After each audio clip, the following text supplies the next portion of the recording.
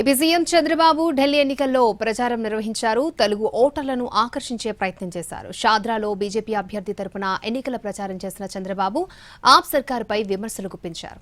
10 ఏళ్ల పాటు ఢిల్లీ ఎలాంటి అభివృద్ధికి నోచుకోలేదన్నారు చంద్రబాబు. దీనికి ఆప్ అసమర్థ పాలనే కారణమంటూ విమర్శించారు. కానీ ఈసారైనా అభివృద్ధిని పరుగులు పెట్టించే పార్టీని ఎన్నుకోవాలని కోరారు. ఇప్పుడే ఢిల్లీకి వస్తామంటే చూశారు. ఎప్పుడో 95లో పాడుపడిపోయిన హైదరాబాద్ మాదిరిగా ఢిల్లీ తయారైంది.